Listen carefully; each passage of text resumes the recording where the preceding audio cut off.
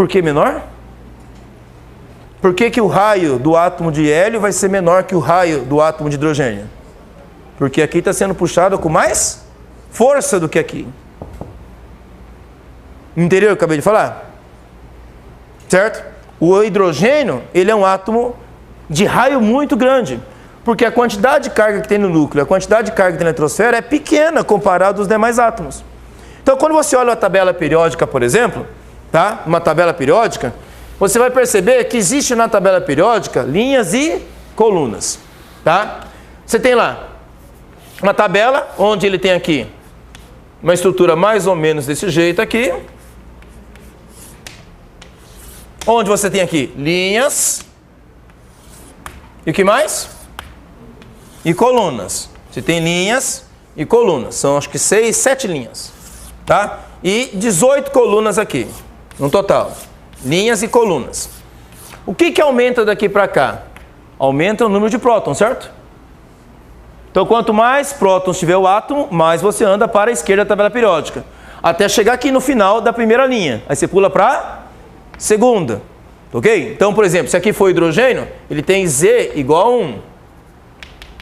O átomo de hélio, Z igual a 2. O átomo de lítio, Z igual a 3. E assim por diante. Vai aumentando o número atômico. Depois chega aqui, vem para cá. Então, vai aumentando nessa ordem zigue-zague, certo? Só que à medida que vai descendo, vai aumentando a quantidade de camadas. Então, aqui só tem uma camada, aqui tem 2 camadas, aqui tem 3 camadas, e assim por diante vai até 7 camadas. Então, quando eu olho daqui para cá, o que vai acontecer com o número atômico? Ele aumenta a quantidade de prótons. Se a quantidade de prótons aumenta para cá, então não vai aumentar a quantidade de cargas elétricas do núcleo? Para o mesmo número de camadas? Por exemplo, se eu pegar aqui, ó, vamos pegar a quarta linha. Se eu pegar a quarta linha, todos os elementos químicos da quarta linha têm 4 camadas. Ou seja, tem o mesmo número de camadas. Só que daqui para cá, o que está acontecendo com o número atômico? Está aumentando. Então, o que está acontecendo com a quantidade de prótons? Está aumentando. Então, esse elemento aqui tem muito mais prótons do que esse, certo? Então, ele tem mais carga positiva do que esse. Se esse elemento tem mais carga positiva do que esse, ele vai atrair seus elétrons com mais força. O que vai acontecer com o raio atômico? Esse raio atômico desse elemento vai ser menor que desse elemento. Entendeu o que eu acabei de falar? Então, se você olhar a tabela periódica, você vai perceber que os elementos químicos estão obedecendo a lei de Coulomb. A lei de Coulomb explica o tamanho do raio atômico, de acordo com o número de camadas e de acordo com a quantidade de cargas elétricas que existe ali no átomo. Quanto mais carga elétrica, mais ele se atrai, menor fica o átomo. Essa é uma das aplicações que nós podemos utilizar da lei de Coulomb. Outra coisa que nós podemos utilizar para explicar a lei de Coulomb tem a ver também com a estrutura da matéria. Por exemplo, quando a gente pensa em geral nas fases da matéria, quais são as 3 principais fases estudadas? Quais são as principais fases da matéria? A fase sólida, a fase líquida e a fase gasosa. A matéria é formada nessas 3 fases por moléculas em geral. Essas moléculas, elas não estão soltas, uma livre da outra. Elas estão interagindo, elas têm forças que unem uma molécula à outra. Mas como é que uma molécula pode ligar-se à outra? Através de forças. Essas forças obedecem à lei de Coulomb. Por exemplo, eu posso ter uma molécula que tem 2 polos, um polo positivo e outro polo negativo. A gente chama essa molécula de molécula polar. Se eu coloco essa molécula perto de outra molécula, o polo positivo de uma não pode atrair o polo negativo de outra? E quanto menor a distância, mais força. Então, se eu pensar na fase sólida, por exemplo, e pensando em moléculas com esse modelo de moléculas polares, quanto mais próximo tiver as moléculas polarizadas, mais força uma vai atrair a outra. Menor distância, maior força. Se a força fica maior, elas ficam mais fortemente ligadas, não ficam? Resultado, a estrutura fica mais firme. Opa, então eu posso interpretar dessa forma que essa estrutura mais firme pode apresentar uma estrutura sólida. E se ficar organizada ainda, aí sim a gente tem uma estrutura sólida, porque a organização forma um retículo chamado retículo cristalino, certo? E essa estrutura de retículo cristalino é a estrutura dos materiais sólidos. Se não for tão organizada assim, e ficar um pouquinho maleável, e as moléculas puderem deslocar uma através ao lado da outra, mudando de posição, essa estrutura não é cristalina, tá? Não é sólido, mas pode ser uma estrutura líquida. Mas e se eu afastar demais essas moléculas uma da outra? O que acontece se eu aumentar a distância? A força vai diminuir. E aí pode diminuir tanto, a ponto de uma molécula quase não ficar mais ligada à outra. E aí ela pode se dispersar, as moléculas podem se dispersar. E que fase que eu teria nesse caso em que a matéria se dispersa com facilidade? A fase gasosa. Então por isso que as moléculas de uma fase gasosa são dispersíveis com facilidade, exatamente porque a força elétrica que une elas está muito fraca. Tão fraca que já não consegue mais mantê-las unidas. Ok? Pode agir até temporariamente quando uma molécula trombar na outra, certo? Tá? Mas não consegue manter por muito tempo porque essas moléculas estão em movimento. O resultado, a força elétrica não consegue agregar mais essa matéria, mantendo-a coesa. Então ela tende a se dispersar. Por isso que os gases são facilmente dispersíveis.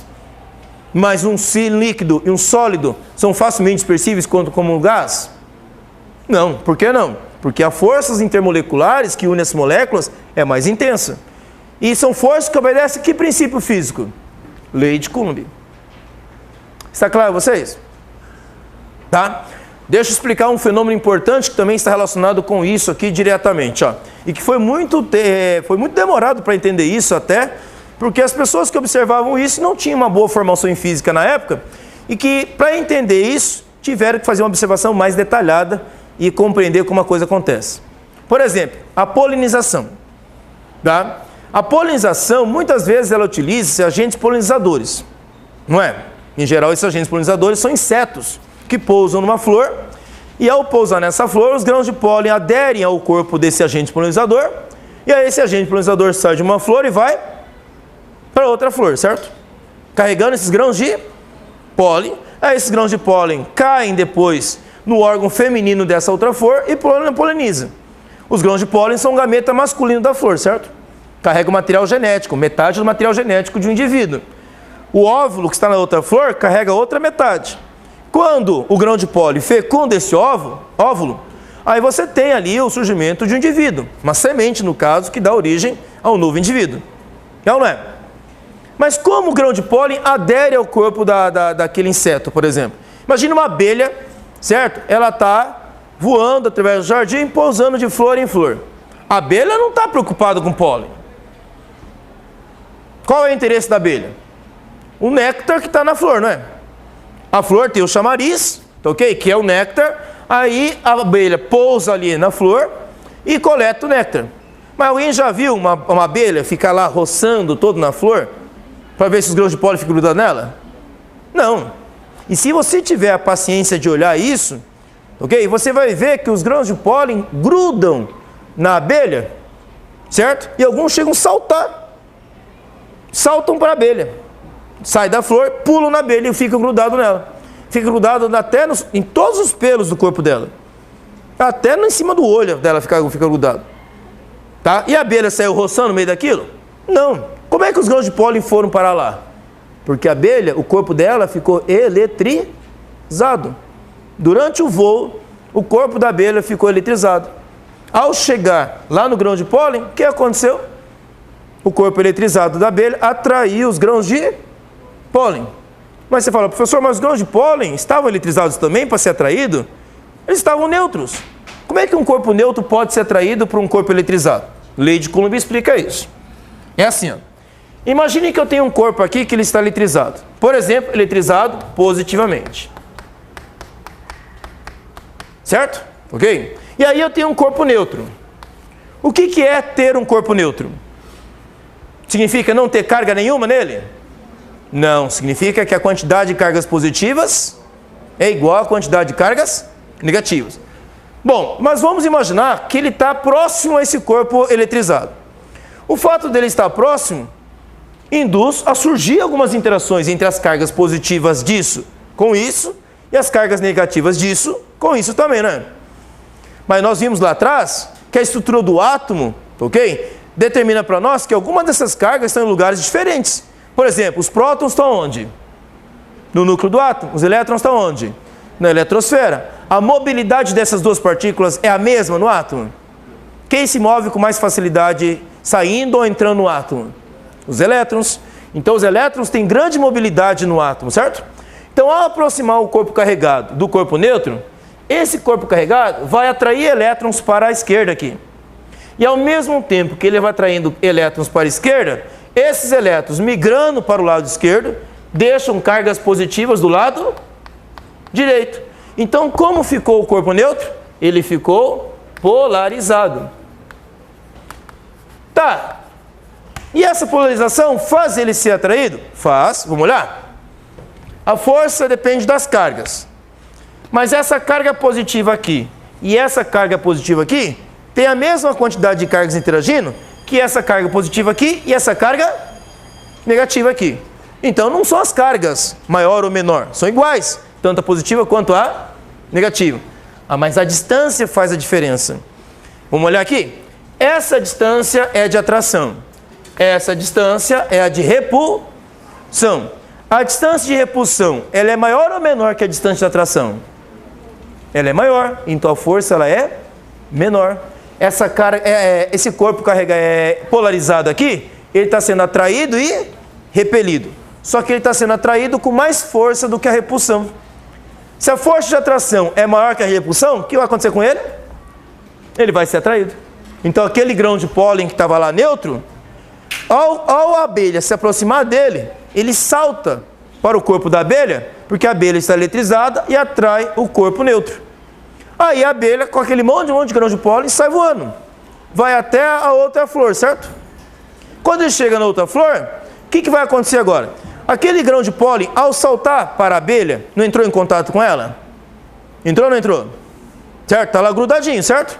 Mas quando ele chega agora numa outra flor, o que o órgão feminino da outra flor vai fazer? Está ligado à terra, certo?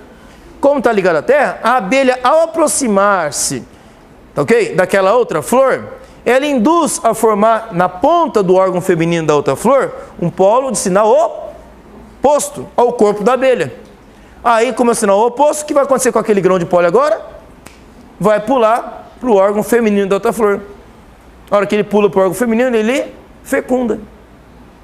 Então a movimentação dos grãos de pólen de uma flor para a abelha e da abelha para a flor se dá através de forças elétricas. E é explicado através da lei de Coulomb. Entenderam? Então a aplicação disso aqui é enorme, tá? Explica fenômenos desde da polinização até mesmo a estrutura do átomo. Certinho? Por hoje é só.